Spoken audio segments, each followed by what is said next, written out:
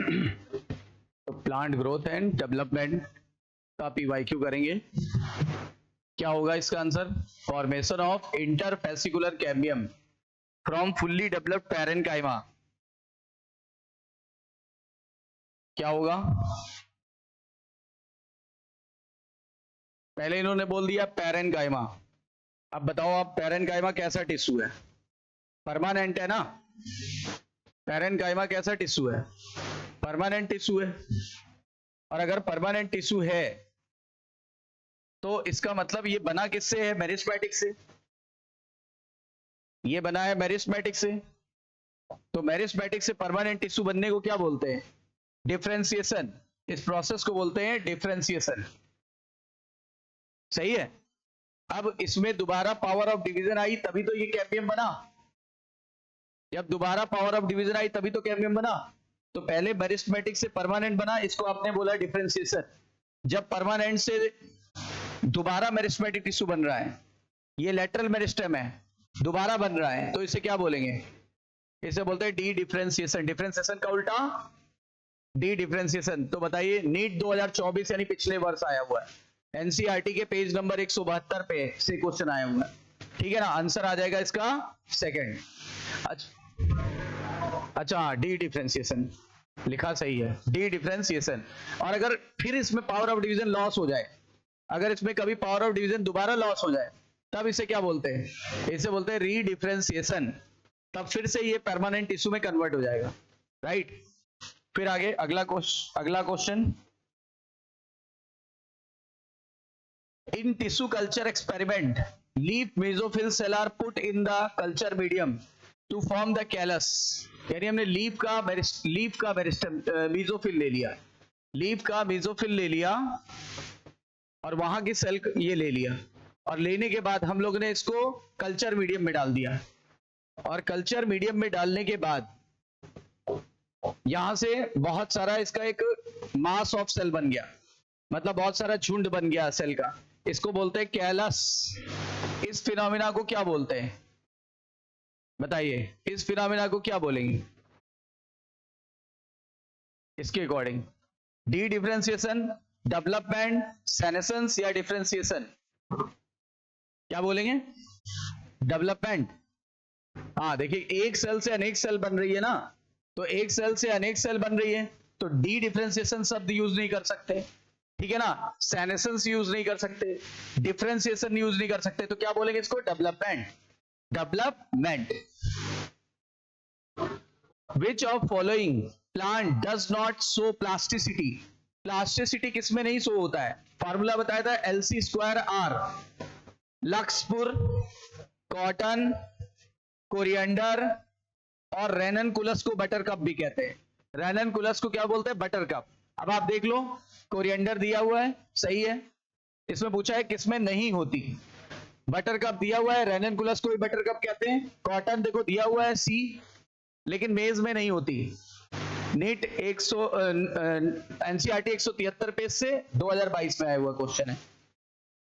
अब एक क्वेश्चन कुछ ग्रोथ रेगुलेटर्स पे क्वेश्चन आया हुआ है।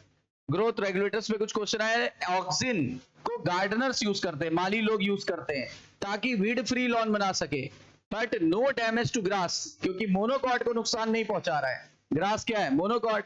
तो आपको बताया था कि ये मोनोकॉट को नुकसान नहीं पहुंचाते, मैच्योर मोनोकॉट को नुकसान नहीं पहुंचाते, डाइकॉट को नुकसान पहुंचाते हैं। ठीक है ना? तो क्या होगा? हाँ, promotes apical dominance. Apical dominance का इससे कोई मतलब नहीं है। प्रमोट्स एब्सिशन, पत्तियों के गिरने का कोई मतलब नहीं है। ठीक है ना? Does not affect mature monocot plant. NCERT की लाइन है कि ये मैच्योर मोनोकॉट को अफेक्ट नहीं करता, लेकिन डाइकॉट को मार देता है, डाइकॉट को किल कर देता है। और सेल डिवीजन से कोई मतलब नहीं है। Can help in cell division of grass to produce the growth, ऐसा कुछ है नहीं। ठीक है, इसका आंसर हो जाएगा थर्ड। और ये नीट 2024 यानी इसी साल आया हुआ क्वेश्चन है और 176 नंबर पेज से लिया गया है। Spraying the sugarcane crop, which of following plant growth regulator increase the length of stem? देखो, स्टेम की लेंथ बढ़ानी है, मतलब इंटरनोड बढ़ाना है। इंटरनोड जितना लंबा होगा, गन्ने का इंटरनोड जितना लंबा होगा उतना ज्यादा गन्ने की लेंथ बढ़ेगी। गन्ने की लेंथ जितनी ज्यादा बढ़ेगी फिर उसकी मोटाई भी उसी रेशियो में बढ़ेगी, यानी लेंथ भी बढ़ेगी मोटाई भी बढ़ेगी, तो शुगर केन से गन्ने का जूस ज्यादा मिलेगा, जूस ज्यादा मिलेगा तो चीनी ज्यादा मिलेगी, राइट। तो क्या बोल रहे हैं, कौन सा ऐसा हार्मोन है जो इंटरनोड को इलोंगेट करता है? इंटरनोडल इलोंगेशन कौन करता है? जिबर्लिक एसिड। ऑक्सिन तो नहीं करता, साइटोकाइनिन भी नहीं करता, एब्सिसिक एसिड भी नहीं करता, कौन करता है? जिबर्लिक एसिड। जिबर्लिक एसिड गन्ने की पैदावार को बढ़ा देता है, अंगूर की खेती बाड़ी भी बढ़ा देता है, एप्पल को शेप देता है, और क्या करता है, और बहुत सेनेसेंस को घटाता है, सेनेसेंस को घटाता है, ठीक है ना। और बहुत ही ज्यादा इंपॉर्टेंट हार्मोन है जो कि यूज किया जाता है फिजियोलॉजिकल फंक्शंस के लिए, राइट। अब आगे, spring which of following phyto hormone juvenile conifers, अब की बार शुगर केन नहीं लिया, जुवेनाइल कोनिफर्स लिया। नीट 2023 में है, पेज नंबर 176 से। Spraying of which of following phyto hormone juvenile conifers. Juvenile conifers का मैच्योरिटी पीरियड हैस्टन कर देता है और इससे जल्दी सीड बन जाता है। ये बात किसके लिए है? नहीं, बताइए किसके लिए है कि अगर हमने कोनिफर्स पे छिड़क दिया और कोनिफर्स जल्दी बड़ा हो जाएगा, और कोनिफर जल्दी बड़ा होकर जल्दी बीज बनाएगा, जल्दी बीज बनाएगा तो जल्दी फल बीज और ये सारी चीजें मिलेगी, ठीक है ना। बीज जितनी जल्दी मिलेगा ड्राई फ्रूट्स की तरह उसको यूज कर सकते हैं। किस में लिखा हुआ है? जिबर्लिक एसिड में। चेक करिए, जिबर्लिक में लिखा है ना, लास्ट की 2-3 लाइनें लिखी हैं, तो आंसर हो जाएगा जिबर्लिक। देखो यही छोटे छोटे क्वेश्चन डायरेक्ट आते हैं एनसीईआरटी से। अब ये छोटे छोटे क्वेश्चन नहीं याद होंगे तो कैसे क्वेश्चन सॉल्व होगा, फिर आप कहोगे लो पढ़ा नहीं हमने। अगला question, plant follow different pathway in response to environment of phase of life to form different kind of structure, this ability is called, मतलब प्लांट डिफरेंट पाथवे शो करता है, डिफरेंट टाइप के लाइफ के या तो डिफरेंट लाइफ के form show कर सकता है। इस एबिलिटी को क्या बोलते हैं? लैग फेज तो नहीं बोलेंगे क्योंकि तो ग्रोथ से संबंधित है। डॉर्मेंसी तो बीज इनएक्टिव फेज में चला जाता है, बीज इनएक्टिव फेज में चला जाता है। लॉग फेज भी उससे संबंधित है, तो क्या हो जाएगा? दिस नहीं, लेकिन एक minute, plant show different pathway in response to environment और of phase of life to form different kind of structure, this ability is called as plasticity होना चाहिए। ये तो प्लास्टिसिटी होना चाहिए यहाँ पे।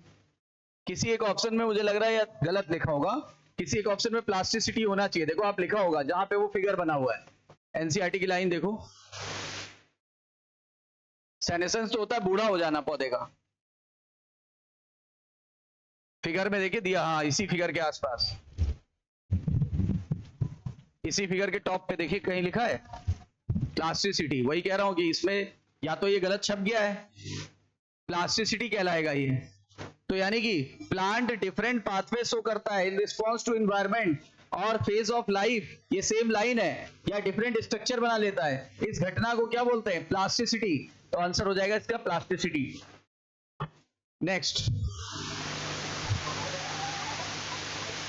विच हार्मोन प्रमोट्स इंटरनोड या petiole elongation in deep water rice, यानी धान की रुपाई के समय कौन सा हार्मोन होता है जो पानी में डूबे पौधों के पेटियोल को लंबा कर देता है और पानी को पानी से बाहर ले आता है? तो ये था इथाइलिन में, चेक करिए इथाइलिन में लिखा होगा, इथाइलिन में देखिए चेक करिए उसमें लिखा होगा,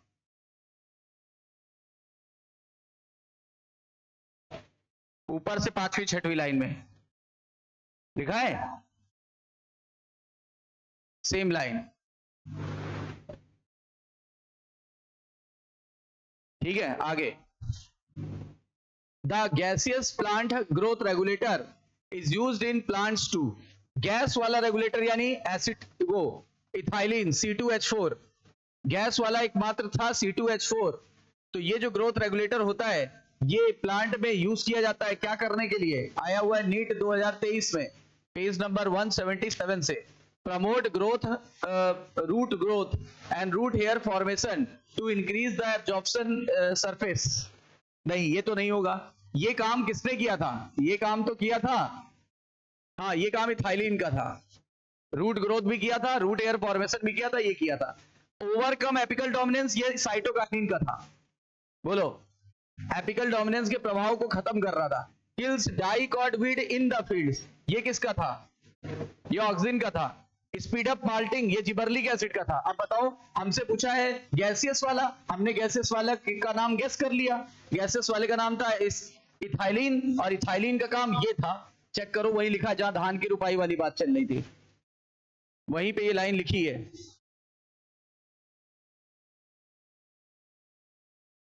अब आगे, production of cucumber has increase manifold in recent year. बोलते हैं आजकल खीरा जगह जगह पे, अभी देखो सीजन चल रहा है खीरे का, हर 2 कदम पे एक आपको मिल जाएगा खीरे वाला, हर 2 कदम पे एक खीरे वाला मिल जाएगा। इतना ज्यादा है, इतना ज्यादा प्रोडक्शन हो रहा है ना आजकल, रिसेंट एरिया में बहुत ज्यादा बढ़ गया है। कैसे? कुछ ना कुछ तो हमने किया होगा ना। तो लिखा है प्रोडक्शन ऑफ कुकुम्बर यानी खीरा बहुत ज्यादा बढ़ गया है, काफी गुना बढ़ गया आज के ईयर्स में। कौन सा एप्लीकेशन किया, कौन सा फाइटो हार्मोन यूज किया है जिसके परिणाम स्वरूप पैदावार बढ़ गई है? उस हार्मोन का नाम बताइए जो फीमेल फ्लावरिंग को खीरे में बढ़ा देता है, कौन सा होगा?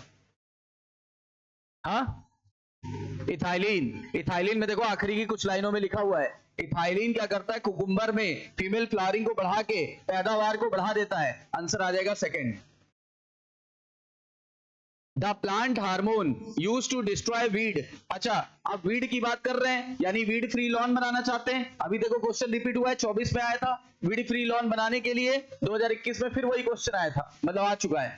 वो हमें यूज करेंगे कौन सा? ऑक्सिन। और ऑक्सिन में सबसे फेवरेट कौन सा होता है? NaA। वीड फ्री के लिए NaA बनाते हैं, naphthalene acetic acid, NaA, naphthalene acetic acid.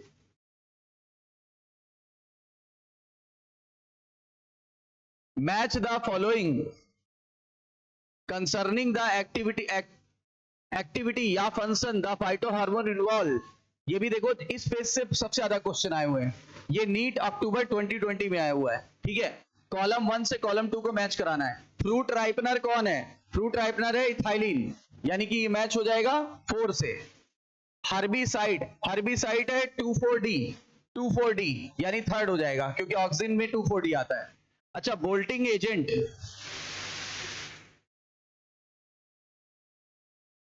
यहां पर भी आप 24D ही करो, यही दिया होगा ना, क्योंकि NaA से बेटर है 24D, क्योंकि वीड फ्री देखो बना रहे हैं, ठीक है ना। इसी तरह से यहां पे भी देखो, ये इससे मैच होगा 24D, वीड फ्री, हर्बिसाइड, सही है। बोल्टिंग एजेंट, अब बोल्टिंग का मतलब होता है इंटरनोडल, वो सॉरी फ्लावरिंग को बढ़ा देना, यानी कि उसको internodal elongation just prior to flowering, ये कहलाता है बोल्टिंग। और बोल्टिंग करता है GA3, यानी कि आंसर हो जाएगा second. Stress hormone, stress hormone ABA, क्योंकि स्ट्रेस के समय ये स्टोमेटा को बंद कर लेता है और पानी को उड़ने से रोकता है, यानी इसका हो जाएगा आपका फर्स्ट। अब बताओ कौन सा ऑप्शन? A का 4, B का थर्ड, C का सेकंड और D का फर्स्ट। आंसर हो जाएगा थर्ड, ठीक है। आगे, name the plant growth regulator which upon spraying on sugarcane crop increase the length of stem and thus increasing the sugarcane crop। देखो अभी किया था 2023 वगैरह में आया था अभी क्वेश्चन, अभी किया रिपीट। ये नीट सितंबर 2020 में हुआ था, जब कोरोना हुआ था तो सितंबर में एग्जाम हुआ, तो उस समय NCERT पेज नंबर 176 से लिया गया है। बता दो क्या होगा इसका? इसका सीधे सीधे हार्मोन हो जाएगा जिबर्लिक एसिड। इंटरनोड लंबी करने की बात हो, अंगूर की खेती की बात हो, एप्पल की बात हो, ठीक है ना, या फिर कोनीफर्स को वो करना हो, अर्ली मैच्योर करना हो, सबके लिए जिबर्लिक एसिड ही काम करता है। रिमूवल ऑफ सूट टिप, ये देखो कह रहा है ये सूट टिप है, यानी सैम, हमने इसको हटा दिया। जब हमने इसको काट के हटा दिया तो चाय की पत्ती का जो पैदावार है वो बढ़ जाता है। क्यों? एपिकल बड हट गया, इससे लेटरल बड की ग्रोथ होने लगी, तो पौधा घना हो जाएगा कि लंबा हो जाएगा? पौधा लंबा होने की बजाय घना हो जाएगा। और पौधा जितना ज्यादा घना होगा पत्तियां उतनी ज्यादा होंगी, और पत्तियां जितनी ज्यादा होंगी वो चाय की पत्ती उतनी ज्यादा मिलेगी। चाय की पत्ती ज्यादा मिली मतलब चाय की पैदावार बढ़ गई। और ये काम किया था किसने? ये काम देखो, एपिकल डोमिनेंस का काम कर रहा था ऑक्सिन, और हमने इसको काट के एपिकल डोमिनेंस के प्रभाव को नलिफाई कर दिया, यानी इस प्रोसेस को एनसीईआरटी में लिखा डीकैपिटेशन। डीकैपिटेशन, तो देखो क्या हो जाएगा, हाँ, effect of auxin removed and growth of lateral bird is enhance. जब आप क्या करोगे, यहां ऑक्सिन बन रहा था, अब आपने इसको काटा इसीलिए क्योंकि ऑक्सिन यहां पे ना बने। अब ऑक्सिन टिप पे बनता है, अब ऑक्सिन नहीं बनेगा। ऑक्सिन ना बनने से एपिकल डोमिनेंस का प्रभाव खत्म हो जाएगा, जिससे लेटरल बर्ड की ग्रोथ हो जाएगी, और लेटरल बर्ड की ग्रोथ हो जाने से पौधा घना हो जाएगा, पैदावार बढ़ जाएगी। इस तरह से हम लोग ने हैज मेकिंग करी थी, और इसी तरह से हम लोग ने टी प्लांटेशन करा था, याद आया। It takes very long time for pineapple that produce the flower। बोलता पाइनएप्पल में फ्लावरिंग को बढ़ा रहा है, ठीक है, कह रहा है वैसे पाइनएप्पल में ज्यादा टाइम लगता है फ्लावर बनने में। कौन सा कॉम्बिनेशन हम ले लें हार्मोन का, जिससे आर्टिफिशियली हम फ्लावरिंग करा सकते हैं पाइनएप्पल में throughout the year to increase the yield, यानी पूरे साल भर हमको पाइनएप्पल मिले, तो कौन सा हार्मोन का कॉम्बिनेशन ले सकते हैं। देखो पाइनएप्पल में फ्लावरिंग बढ़ाने के लिए एक तो इथाइलिन था और एक ऑक्सिन होता है, तो आप बताओ कौन सा कॉम्बिनेशन ले लें। सही है, ऑक्सिन और इथाइलिन। फ्रूट और लीफ ड्रॉप, अगर फ्रूट और फल और पत्तियां जल्दी गिर जाती है, इसको रोकना चाहते हैं, प्रिवेंट करना चाहते हैं, गिरने से रोकना चाहते हैं। अब फ्रूट और पत्तियों को गिरने से कौन बचाएगा, जो सेनेसेंस को कम करेगा, ठीक है ना। कम कौन करेगा, नहीं ऑक्सिन जो होता है वो देखो क्या लिखा है, fruit and leaf drop early can be prevent. अच्छा अर्ली लगा हुआ है, अगर अर्ली लगा हुआ है तो आप ऑक्सिन करोगे, और अगर वो क्या करता है, ओल्ड वाली को जल्दी गिरा देता है लेकिन अर्ली वाली को रोक लेता है। देखो ऑक्सिन में दिया होगा, चेक करिए, क्योंकि अर्ली लग गया है, लिखा है ना, लिखा है ना अर्ली ड्रॉ अर्ली। तो ये हम लोग ने अभी किए प्लांट ग्रोथ हार्मोन के इतने क्वेश्चन, ठीक है। अब करने जा रहे हैं दूसरे टॉपिक के।